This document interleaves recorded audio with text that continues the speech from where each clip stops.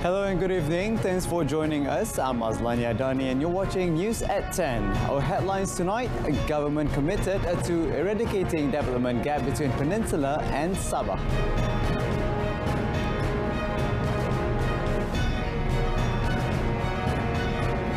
And Transport Ministry to turn Labuan into regional maritime hub.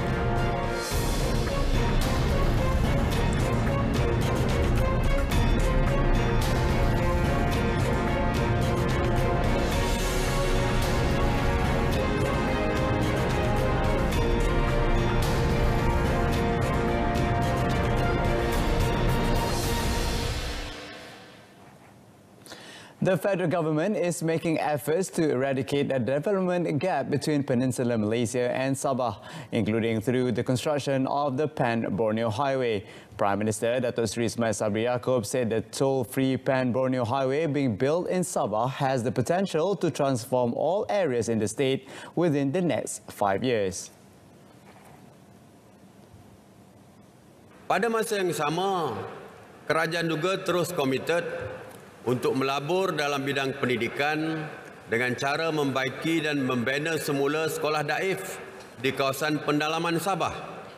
Saya difahamkan Kementerian Pendidikan Malaysia telah mengamanahkan 113 sekolah daif di Sabah kepada Jabatan Kerja Raya Malaysia dan Jabatan Kerja Raya Sabah sebagai agensi pelaksana untuk menaik taraf sekolah-sekolah itu dengan kos 1.0 bilion ringgit.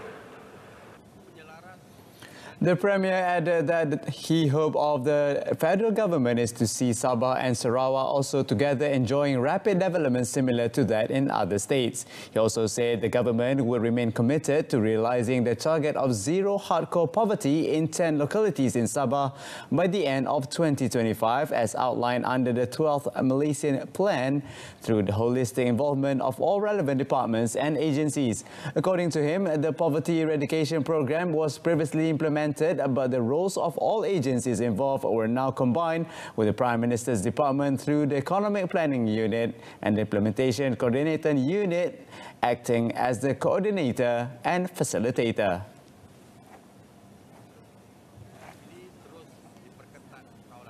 On another note, Datuk Seri Ismail Sabri said the Trilateral Cooperation Agreement (TCA) between Malaysia, Indonesia and the Philippines would be reviewed to strengthen defence and security in Sabah waters. He also said residents of Pagalungan in Nabawan no longer need to travel more than 100 kilometres to Keningau to get their border crossing pass, as it is now available at the Pagalungan Immigration Control Post in the district.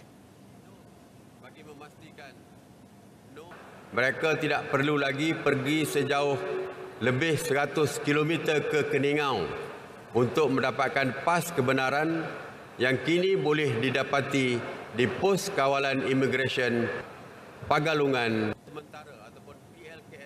The Premier said this is to ensure the no wrong door policy when renewing the long-term visit pass and temporary working visit pass. On the issue of unreasonable increases in flight tickets prices during festival periods, Datuk Seri Ismail Sabri said discussions would be held with the parties involved so that Keluarga Malaysia would no longer have to worry when they want to return to their hometowns during the next festive season. The diverse ethnic groups in Sabah that can sit together at one table reflects the true spirit and aspirations of the Keluarga Malaysia concept, according to the Prime Minister.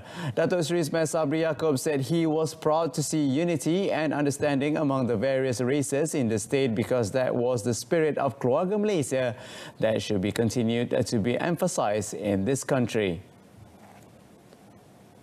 Saya bangga melihat kepelbagaian etnik di Sabah yang boleh duduk semeja tanpa mengira sentimen agama dan bangsa. Inilah semangat sebenar keluarga Malaysia yang mahu ditekankan. He said Sabah people's openness in fostering interracial harmony could establish a big family that was able to face whatever challenges that lie ahead. The Premier said this when launching the Sabah-level Aspirasi Keluarga Malaysia AKM tour at the Sabah International Convention Centre today. Also present were Sabah Chief Minister Datuk Seri Haji Jino, Deputy Chief Ministers Datuk Seri Bong Mokhtar Radin, Datuk Dr. Jeffrey Kittingan and Datuk Dr. Joaquim Gunsalam. Agriculture and Food Industries Minister Datuk Seri Dr. Ronald Kiandi, State Cabinet Ministers and senior ministry officials. On the AKM tour, the Premier said it was part of the government's efforts to fulfill the aspirations of the people who want their well-being and welfare continue to be protected. Sabah is the third destination for the AKM tour, inspired by the Prime Minister, after the first was held in Johor and the second in Perlis. The launch of Mobile Recovery Treatment MRT services for the National Anti-Drugs Agency AADK Drug Addiction Treatment and Rehabilitation Program will enable the agency to provide services to those facing difficulties getting to AADK facilities. Home Minister Datuk Sri Hamzah Zainuddin said some 110 AADK officers nationwide will be assigned to a new MRT team. Explaining further, Datuk Sri Hamzah said the service is provided outside the AADK premises and will be implemented by the AADK MRT team at 14 state AADK offices nationwide.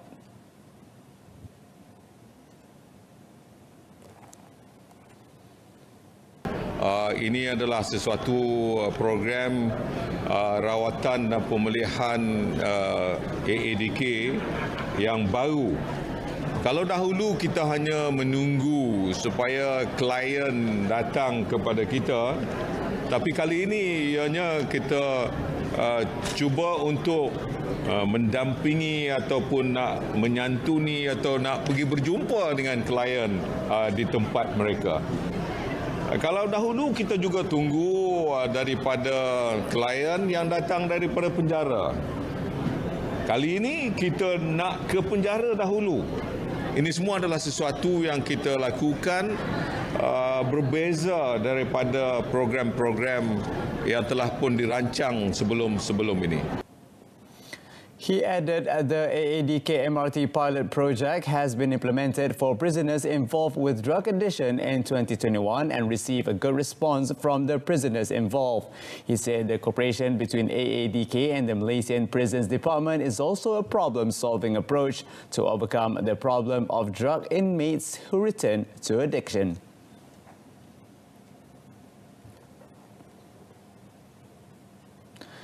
Datuk Seri Hamzah also revealed that drug abuse has shifted from organic drugs to synthetic drugs. He said they comprise of almost 70% of the total drug abuse and addiction cases.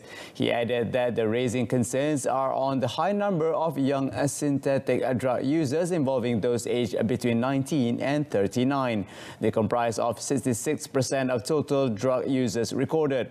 The Home Minister further noted that it's becoming harder to provide treatment for drug addict cases that are becoming more complex and challenging, especially for dual diagnosis cases involving drug addicts that suffer from mental health at the same time. He said it is also challenging when facing addicts that have two or more illnesses.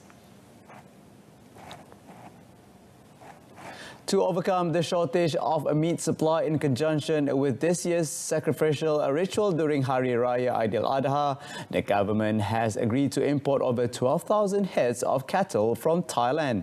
Deputy Agriculture and Food Industries Minister Datuk Sri Ahmad Hamzah said a meeting in March had decided that the government would allow the import of cattle from Thailand for sacrificial slaughter and other purposes. According to Datuk Sri Ahmad, strict conditions have been imposed, among them being the Thai government must ensure that the cattle imported are free from any lumpy skin disease (LSD), as well as hand, foot and mouth disease (HFMD).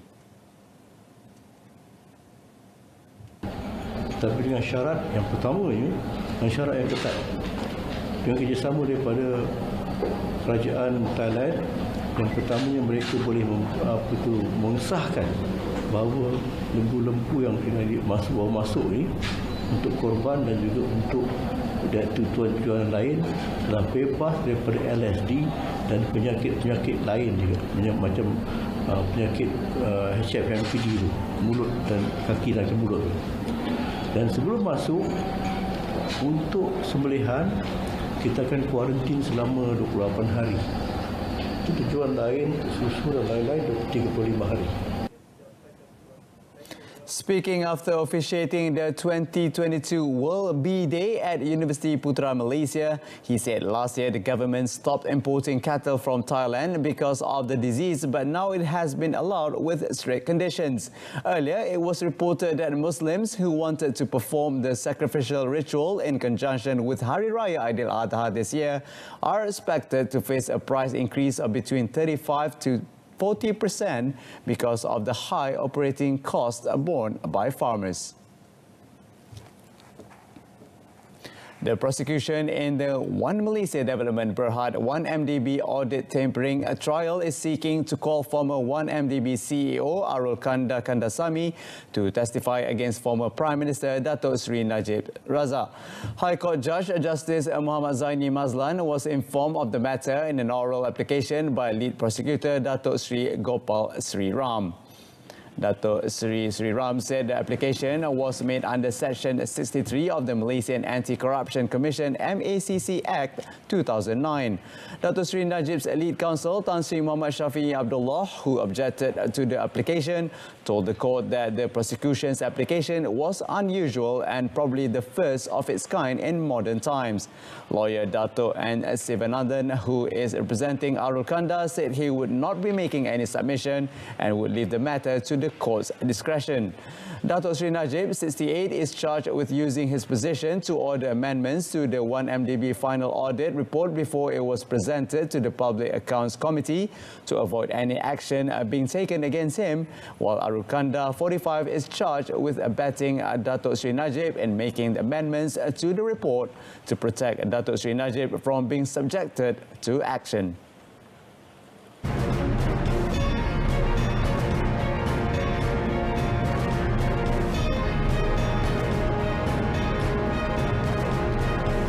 Wanita bangkit at a KPWKM program to assist 25,000 women.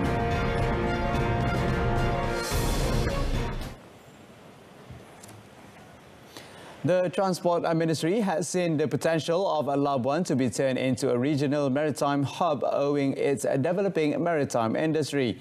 Its Minister, Dato' Sri Dr. Wee Ka Siong, said Labuan, which is strategically located in the heart of Southeast Asia and with a natural depth of its waters, could be developed into a vibrant economic state and federal territory. According to Dato' Sri Dr. Wee, the ministry wants to turn Labuan into an economic vibrant island, especially in the maritime-related sectors for the people's well-being, and the ministry thinks the maritime industry can generate economic activities for the people of Labuan. He added the newly introduced service of ship-to-ship STS cargo transfer in the Labuan port limit of Victoria Bay is a testament to the island's potential to be a regional maritime hub.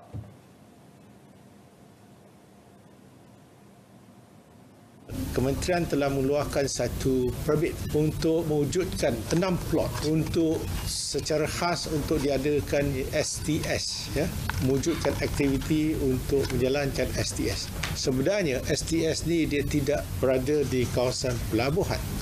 Dia itu diadakan di satu kawasan yang jauh daripada pelabuhan, di tengah-tengah laut, yang mempunyai kedalaman laut yang cukup dan pada waktu yang sama melibatkan mothership and daughtership. He said this to reporters after witnessing the signing of the heads of agreement between Victoria SDS Sdn Bhd and Fender Care Marine Asia Pacific Private Limited on the ship-to-ship cargo transfer collaboration in Labuan today. He said among the potential advantages of Labuan's SDS facility is the strategic area which is protected from unreasonable weather and natural disasters such as typhoon.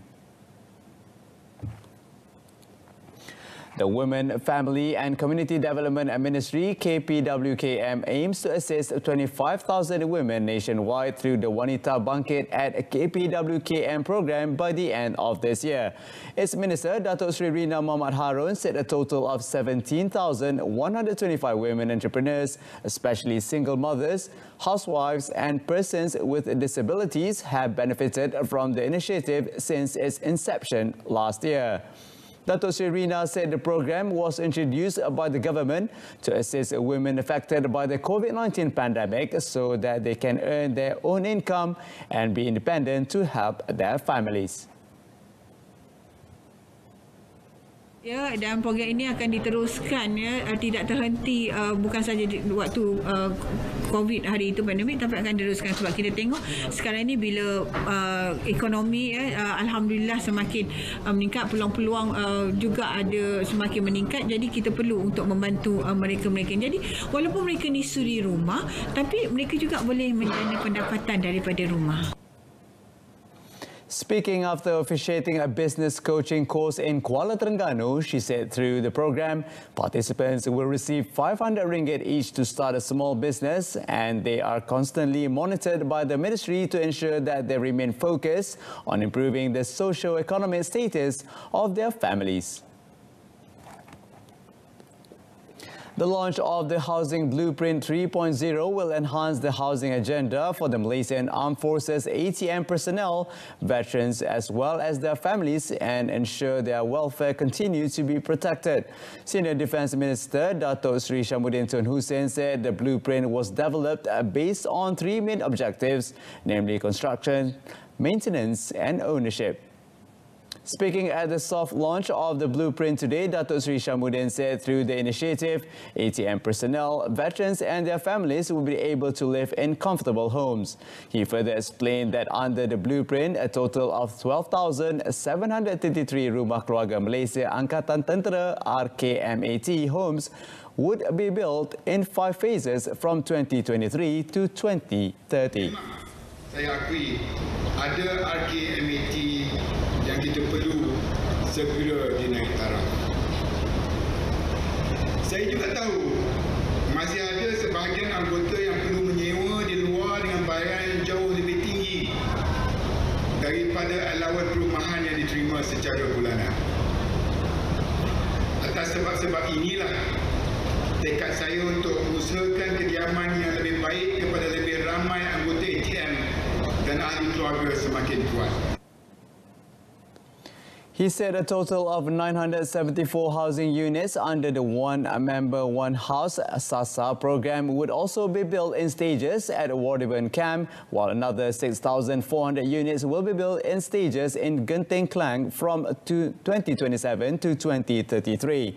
Apart from that, Datuk Sri Shammuddin said his ministry and the Housing and Local Government Ministry, KPKT, are working together to provide a special quota for ATM personnel and veterans for each affordable housing project developed by KPKT nationwide. Prime Minister Datuk Seri Semasa has urged the Malaysian family, Keluarga Malaysia, to rise up and criticise the atrocities of the Zionists against Palestine to restore the rights and dignity of its people. He said the matter is a joint responsibility of humans to act humanitarianly when a certain community is being oppressed. Malaysia juga satu-satu negara yang membangkitkan isu ini secara jelas. Kekejaman terhadap rakyat Palestin perlu dihentikan. Malah Malaysia sangat memandang serius tentang pembunuhan dan kekejaman yang dilakukan oleh rejim Israel terhadap rakyat Palestin. The Premier said this in his speech text read by the Special Advisor to the Prime Minister, Datuk Sri Jamil K. Barom, at the opening of the Ulama Summit 2022. The summit, held for the first time, has assembled 150 ulamas and scholars all over the world to discuss the issue with the theme Solidarity for the Liberation of Al-Aqsa.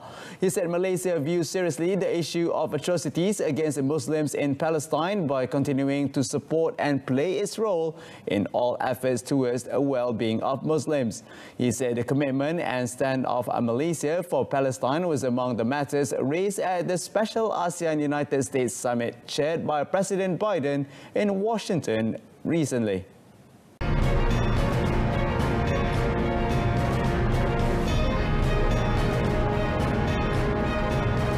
Coming up in sports, a mission accomplished as karate delivers goal number 36 for Malaysia.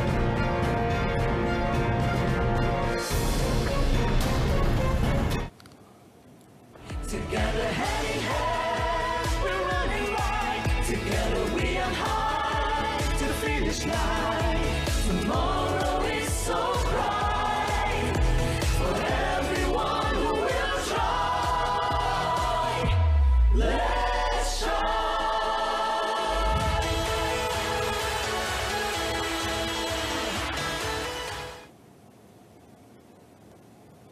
Mission accomplished. The Malaysian contingent achieved their 36-goal target at the 31st SEA Games today, 3 days before the curtain comes down on the Biennial Games. The much-awaited goal came courtesy of the national karate squad in the men's team Kumite event when they beat Indonesia 3-0 in the final at the Sports Competition Centre in Hanoi today. The 3 points were delivered by R. Sharmendran, as Prem Kumar and Surya Sangka Hari Sangka. Indonesia took the silver medal while Vietnam and Thailand shared the bronze. Earlier at the Hanoi Sports Training Centre, national shooter Nurul Shasha Nadia Muhammad Arifin delivered the 35th gold medal when she created an upset by winning the women's 10-meter air pistol final in her maiden SEA Games appearance. That's it from us this evening. In our top story, government committed to eradicating development gap between Peninsula and Sabah. Join us for updates at noon at 12:30 tomorrow. I'm Azlani. Thank you for watching. Goodbye for now.